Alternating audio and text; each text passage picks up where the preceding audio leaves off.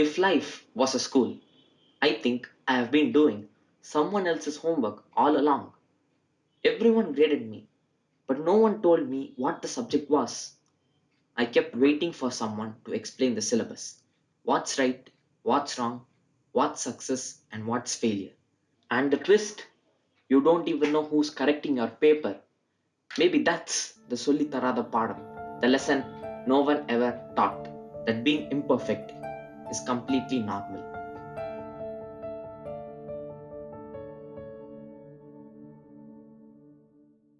They say every baby brings joy. I brought 4.5 kilos of it.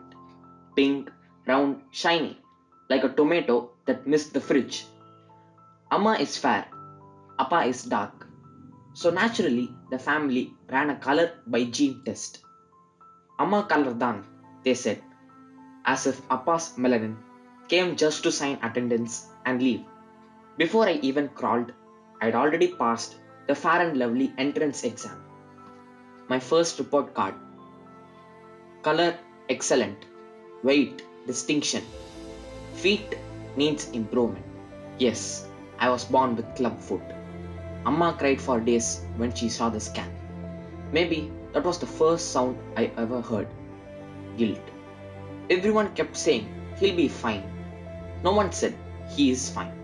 3 surgeries later, still walking with style, not the kind in shoe bag. My first test wasn't in school, it was in the maternity ward, and everyone graded me, except myself. Both me and my brother were proper chubby cutie kids, round faces, big smiles, and extra helpings. Every auntie had the same PhD advice. Stop giving them too much rice. Then one fine day in 11th grade, we both shot up in height. Now we are almost 6 feet, something only Appa could brag about before. Suddenly, everyone said, just like father.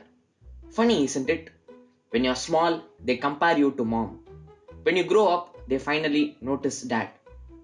Always being compared, never just being. Then came my Lego phase. Tiny bricks, big dreams. I built everything, castles, robots, spaceships, even the occasional why is this standing abstract art. And yes, I probably built a hole in Appa's wallet too. Hamleys wasn't cheap, but happiness never is. Everyone said I had patience. The truth, I wasn't patient. I just love creating things that made sense when nobody else's world seemed to. The best part? Lego never judged me. I didn't care if I made a mistake, or the tower fell down, or if the instructions made no sense. Let me build, crumble, rebuild, and imagine. Maybe that's the first lesson like I learned. That perfection is boring and joy is in the trying. Then came my YouTube era. A random dance video with Appa blew up to 75,000 views. Every family function after that, I became Dance Pannuva Arya. Everyone saw entertainment. I saw connection. It wasn't about the views or the likes.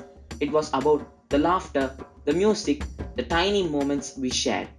Before numbers started defining worth, I learned that joy can't be measured. Maths and I had an on off relationship. On exam nights, formulas floated around my head like balloons escaping a birthday party. I averaged 50s and everyone said try harder. Then in the 10th boards, I scored 85.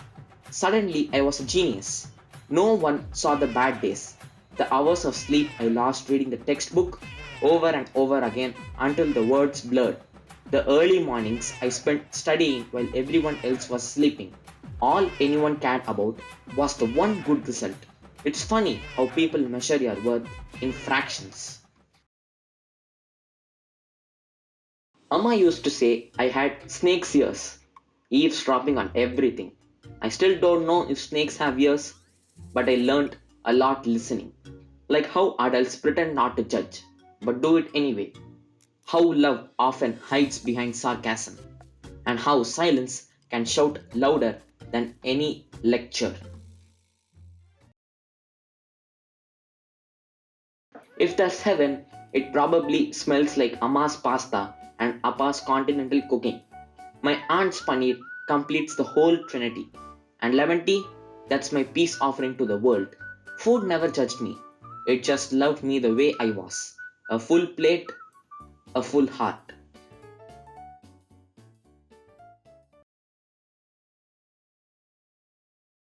In second standard, my teachers told my parents, he doesn't understand adjectives. I mean, why does a 7-year-old needs to know adjectives? That day, I didn't just learn grammar. I learned the phrase that would follow me everywhere. Not good enough.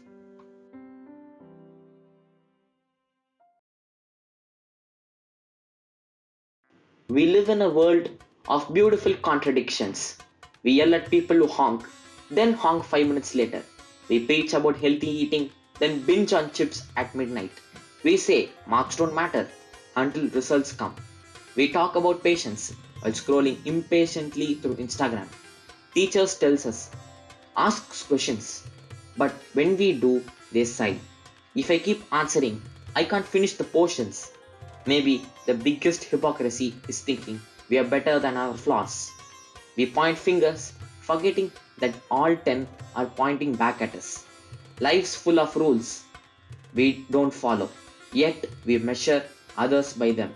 And maybe, just maybe, noticing that this is the first step to actually being kind.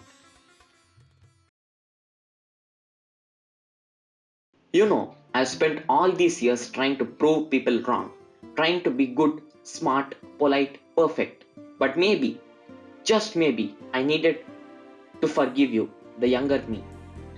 You cried too much, danced too loud, failed sometimes, laughed too hard. You stumbled, you hesitated, you didn't fit that boxes. And you know what? That's exactly what makes you human. Being imperfect is normal. For years, you were graded by everyone, but understood by no one. Now it's your turn. Graded by no one, understood by yourself. That's the Solli Tharaatha Paadam, the lesson they never taught, and maybe the only lesson worth remembering.